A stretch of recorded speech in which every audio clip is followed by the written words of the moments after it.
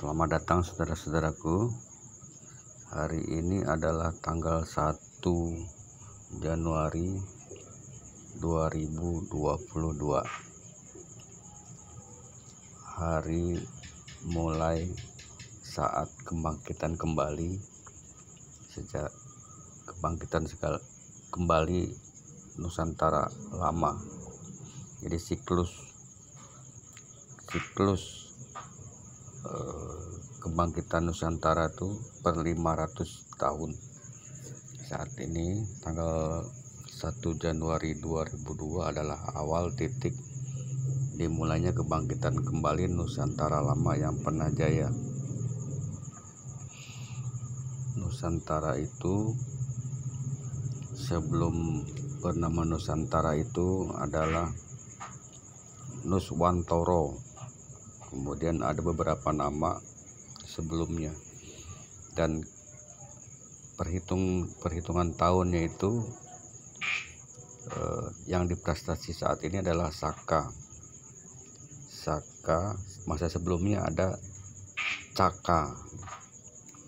Jadi Saka itu saat ini mainstream memulai perhitungan awal tahun Saka di prasasti itu 78 Masehi.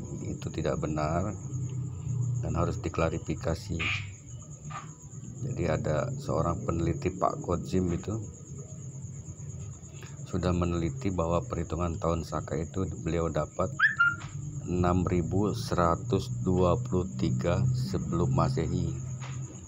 Jadi itu bisa dipakai alternatif untuk memulai penghitungan awal tahun Saka di prasasti. Mulai saat ini bisa dipakai alternatif awal sebelum para ilmuwan, para peneliti bersidang, berforum untuk menentukan titik awal tahun Saka yang valid.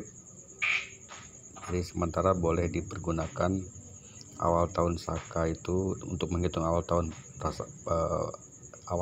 Saka di prasasti itu, jangan lagi menggunakan awal 78 Masehi.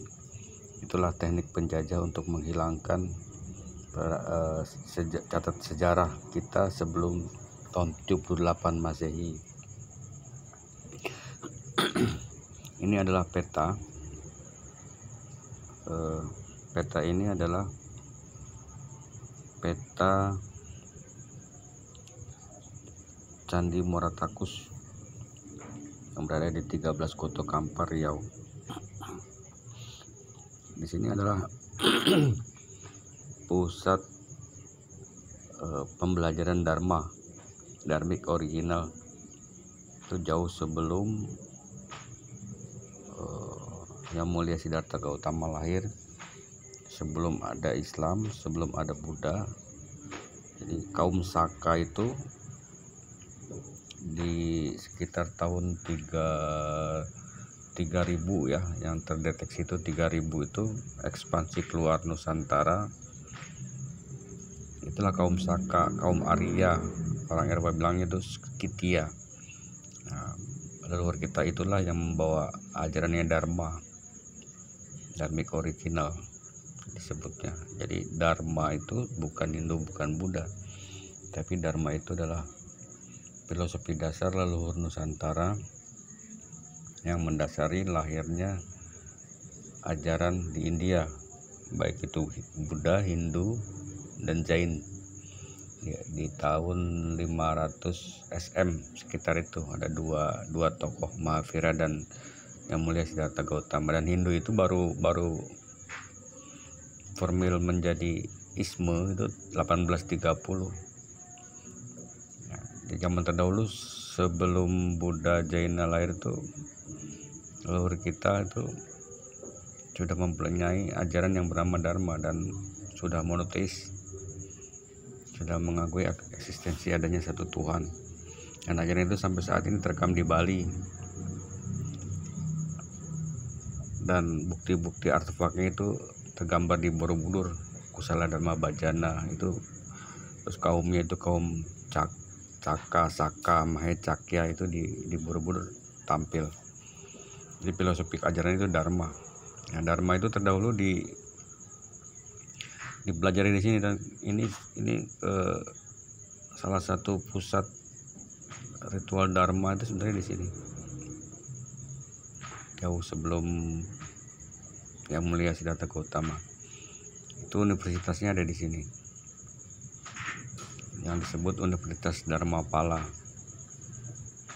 Kalau bahasa sekarang itu universitas, bahasa terdahulu tuh Sangharama.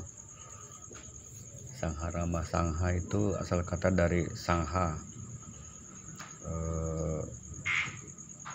perkumpulan. Sangharama, perkumpulan, tempat perkumpulan Sangha, atau macam universitas lah. Rama itu Rama, Romo, Bapak yang dihormati, universitas yang populer lah, Rama, yang mempunyai kualitas tinggi. Rama disebutnya di zaman terdahulu. Ini bukan bahasa India, ini bahasa oleh peneliti itu belum terdeteksi bahasa apa. Jadi orang-orang Kampar di sini pakainya itu bahasa Nagogi, dialek lokal tempat. Itu sebenarnya Nagari. Di Nagari itu terlabeling saat ini itu bahasa India, padahal Nagari itu dari sini sebenarnya. Inilah yang disebut Kadatuan. Nah, ini macam Makkahnya ya, Mekkah, biar kita pemahamannya lebih agak nyambung gitu. Ini Mekkahnya Dharmik, jauh 3000 SM ini sudah ada di sini, 4000 SM bahkan. Itu ini pusatnya. Ini ada candi. Jadi ritual Dharma itu diantaranya adalah keliling memutari objek, Pradaksina. Itu terekam di Bali itu Purwadaksina dan Prasawiya, memutar ke arah kiri, ke arah utara, dan ke arah selatan. Prasawiya, nah ini mewarnai Hindu dan Buddha sampai saat ini. Itu lakukan tawaf di sini. Nah, yang dimaksud kota suci itu adalah area ini yang saya arahkan ke saudaranya, area luas di sini ya. Ini terus ini Tanggul Kuno namanya. Tanggul Kuno itu mengitari kota suci, mengitari area candi itu. Terus tanggul tanah kuno setinggi 3 meter trapesium ya, terkeliling seperti sini. Nah, terus sini, terus ke sini. Ini tanggul tanah kuno ini mengelilingi yang disebut area kota suci. Zaman terdahulu ini dalamnya ini ribuan, jadi ada beberapa rumah-rumah dan candi-candi. Jadi keliling ya. Saya ulang lagi, ini terus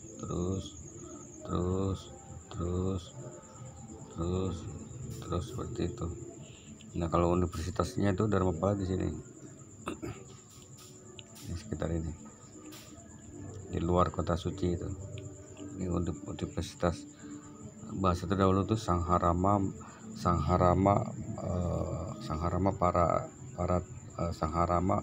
para Arya Mahaviharya Paratera Dharmapala namanya. Di sini. Kalau yang di Muara Jambi itu Sangharama Mahaviharya Cakrapala. Kalau di Pulau Jawa itu Sangharama Mahaviharya Tupa. Jadi Tupa itu stupa sebenarnya, bahasa terdahulu itu Tupa. Mahaviharya Paratera Tupa Paratera Buana Cakapala, pakai tupa. Tapi kalau ini hanya sekolah universitas itu tanpa tupa. Tapi kalau yang Borobudur tupa, tope. Kalau bahasa peziarah tengok itu sebut tope. Ya, di situ Ini arah jalan yang dari lintas Sumatera kemudian masuk ya. Nah, di sini ini jalan-jalan ini jalan dibuat Belanda ya, bukan existing zaman terdahulu. Jadi tanggul tanah kuno tuh keliling, saya ulang lagi, keliling sini terus sepanjang Sungai Kampar, terus keliling sini yang kursor ya, sini. Nah, jadi tanggul tanah kuno itu terdahulu tanah tinggi 3 meter, atasnya itu kurang lebih 2,5 meter lebarnya ya, tingginya itu 3 meter, bawahnya itu sekitar 5 meter lebarnya. Tapi trapesium yang bagian atasnya itu terpotong, bagian atasnya itu ditumbuhi bambu kuning, dan di antara bambu kuning itu ada pohon-pohon beringin.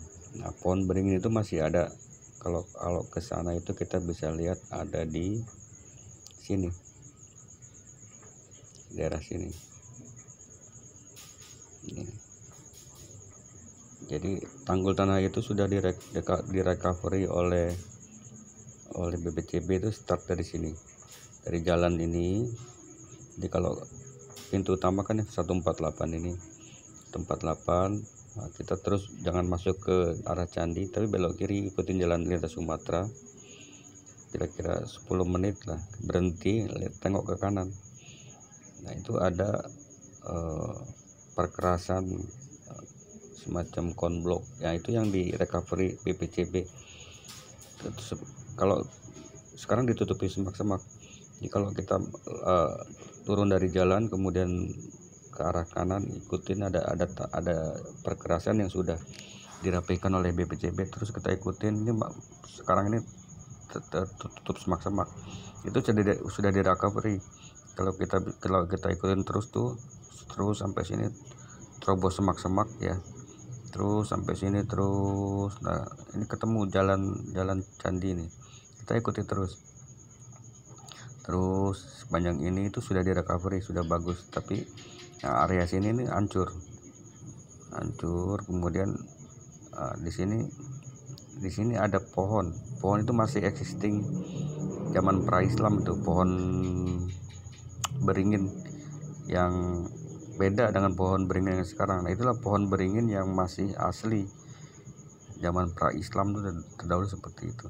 Nah, pohon beringin itu ada di setiap pintu gerbang. Jadi ini pintu gerbang itu diantaranya adalah di sini. Jadi ada beberapa pintu gerbang. Kalau pintu gerbang utamanya, kalau dulu kan lalu lintas melalui sungai ya.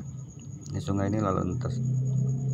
Itu pintu gerbangnya di sini. Pintu gerbang utama itu daerah sini. Nah, sini pintu gerbangnya.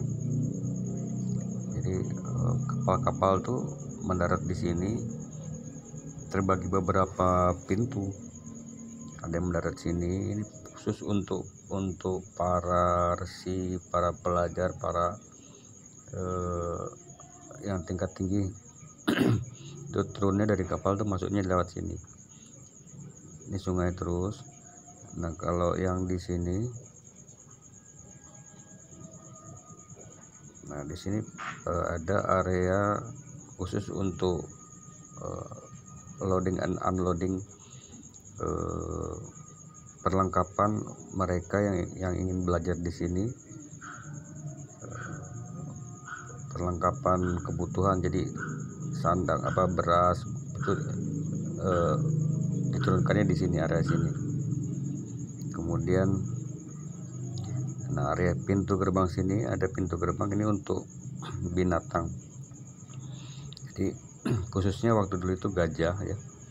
Gajah itu dari arah sini itu masuknya lewat sini, nyebrang kali dia masuk ke sini, kemudian dia mendekat ke candi di sini. Jadi gajah pun lakukan ritual tawaf. Jadi gajah itu sebelum dia tawaf itu kumpulnya di dekatnya ini area yang seperti di sini. Jadi tidak semua. Jadi gajah itu beberapa kelompok. Dari beberapa kelompok. Nah, yang lakukan tawaf gajah itu sebenarnya bukan semua. Jadi beberapa kelompok dari beberapa kelompok gajah itu ada di sekitar sini. Terus ini saya cerita saat gajah lakukan tawaf ya. Yang itu berulang sebenarnya di waktu-waktu masa tertentu.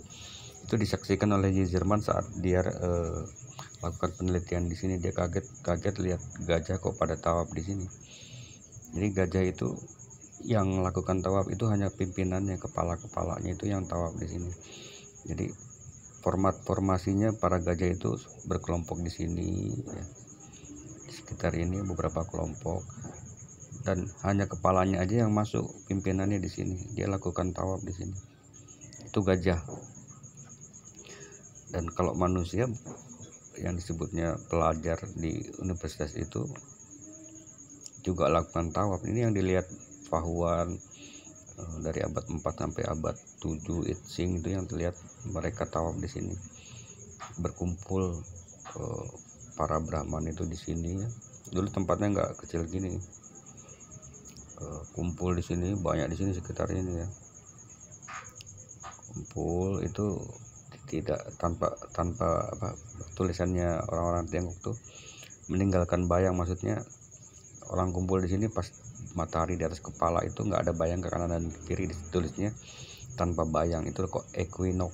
Jadi equinox itu hanya ada di sini, Maratakus. Itu bukti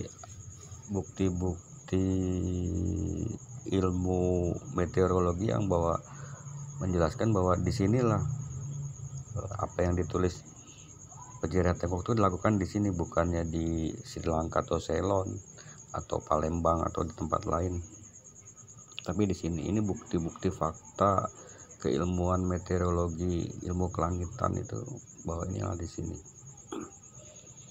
Nah, Dapun Tahyang itu juga melakukan marlapas. Dapun Tahyang itu kan melakukan marlapas itu di sini startnya. Itu kan bawa alumni dari Universitas Dharmapala di sini. Dharmapala ini dia lakukan Siddhartha marlapas. Jadi Siddhartha itu perjalanan macam dakwah lah gitu ya, ke seluruh Nusantara, bahkan ke 3/4 muka bumi. Sebelum Dapun Tahyang itu banyak itu leluhur kita yang membawa dharma itu sampai ke 3/4 muka bumi. Itu yang disebut para Arya, kaum Saka. Itu sampai ke India, menulis Weda di 1500 SM di India sana. Jadi Weda itu ditulis oleh leluhur kita, kaum Saka bangsa Arya. Itu yang Veda ditafsirkan bebas di tahun 500 SM itu jadi Jaina oleh Mahavira, kemudian jadi Buddha oleh Siddhartha Gautama. Itu sebenarnya Dharma itu dari sini, dan sudah tauhid ya, sudah berkonsep pada satu Tuhan. Dharma itu sekarang ada di Bali. Ini pintu gerbang itu, pintu gerbang yang VIP di sini ada. Ini kan Tanggul Tanah Kuno. Kapal-kapal mendarat di sini di pintu VIP. Kemudian ini juga ada pintu masuk untuk perekonomian di daerah sini. Pintu gerbang ini ada 76, 78 dan 77 ini sebenarnya pintu gerbang ya. Kemudian di sini juga ada pintu gerbang lagi. Ini fotonya, foto waktu keadaan APLT amal uap. Ini pintu gerbang, kemudian di sini pintu gerbang. Di sini ada pintu gerbang lagi. Ini ada nama-nama pintu gerbangnya ya. Pintu Garudo, kemudian seperti itu nama-namanya. Di sini ada pohon Bodhi, tempatnya Atisa di Payung Istana Payung Perak tuh di sini. Raja Asoka pertama tuh bawa pohon itu ditanam di sini, pohonnya masih ada. Di pintu gerbang juga ada di sini, ada beberapa pintu gerbang. Jadi dulu di sini tuh banyak rumah-rumah, istana-istana yang kalau kata orang-orang setempat tuh, kalau kucing itu berjalan di atas atapnya itu nggak kelar 1 bulan. Ya. Jadi sedikit saya lebih detail lagi. Nah, di area 103 ini dulunya itu ada Balai Mabau 103 113 ya. Balai Mabau itu fungsinya tempat bersidang para resi, para guru untuk memutuskan hal-hal ya, identik dengan orang berhaji lah. Kalau orang berhaji itu kan ada sidang umumnya dia, mereka tuh sebenarnya itu. Jadi saat dulu juga selain melakukan ritual darbik ini, seluruh Nusantara itu lakukan kalau patsal vanuanya ya, kalau istilah tatanan adat di Kadatuan itu ada Soko, Pisoko, Limbago. Jadi di sini adalah Soko, ini ada ring Soko. Ini kota suci ini adalah ring Soko, ring utama, luas nih sampai berapa itu. Kemudian ada Limbago. Nah, Limbago itu yang lembaga kepemerintahan, bukan kerajaan ya. Limbago itu sekarang terdeteksi daerah-daerah yang koto memakai angka itu sekitarnya ada 5 koto, ada 13 koto, ada seperti itu yang koto katangka kota yang memakai angka. Sedangkan pusat pemerintahannya itu Kadatuan tuh di daerah sini, di Bukit Katangka yang bagian bawahnya udah tenggelam oleh PLTA. Itu pusat pemerintahannya di situ, Bukit Katangka, sampai sekarang ini masih ada. Dan pusat keagamaannya Dharmik itu ini ya. Tadi Balai Mabau tempat bersidang. Kemudian di sini dulu ada rumah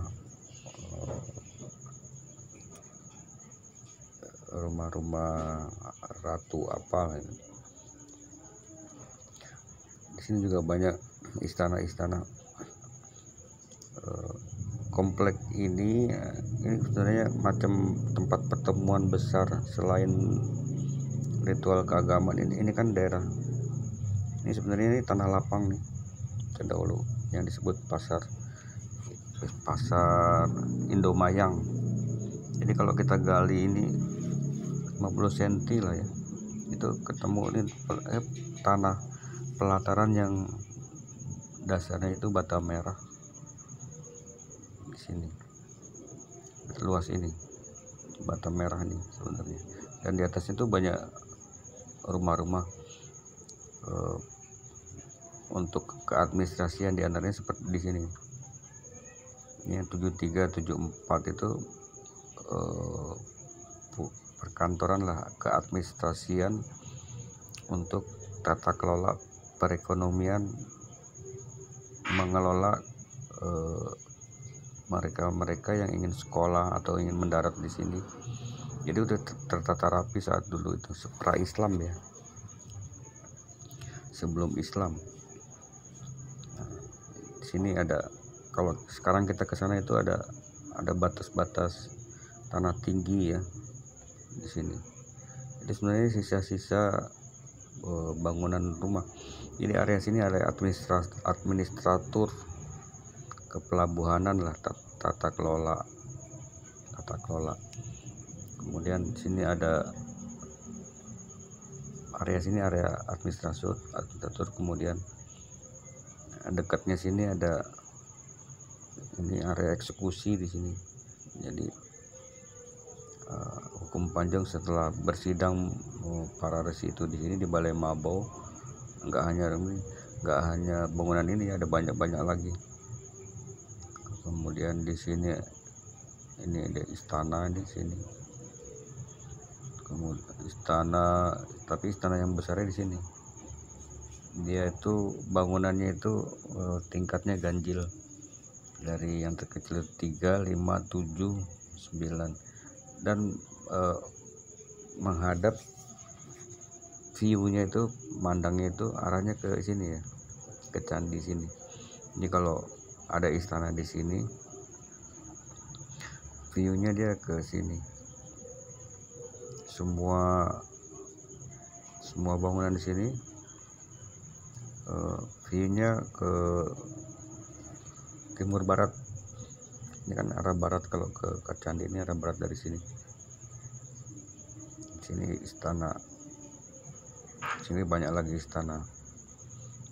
Yang diantara yang terkenal adalah Istana Payung Perak yang dikunjungi artis di Pamkara. Di Istana Payung Perak itu di arah sini.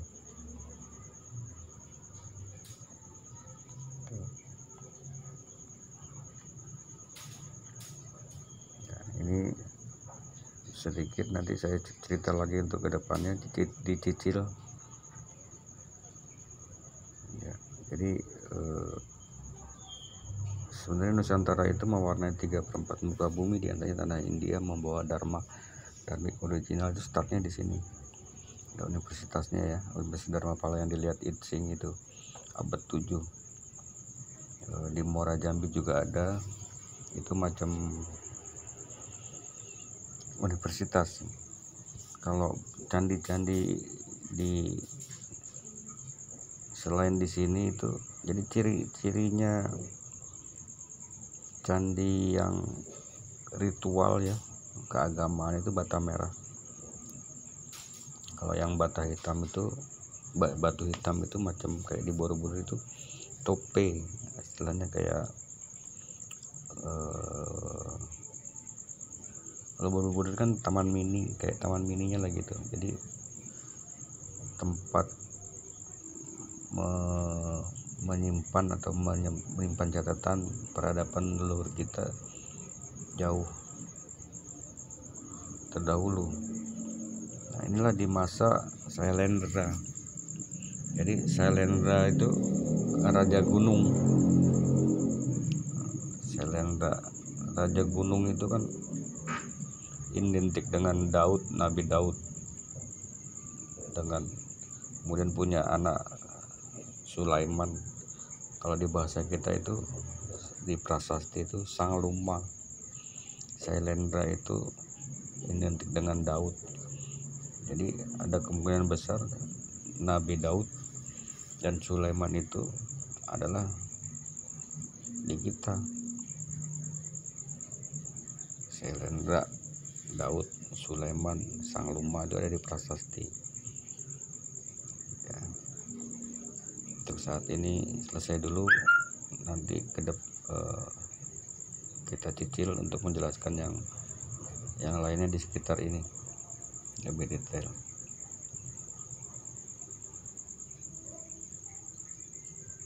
Ya, makasih teman-teman.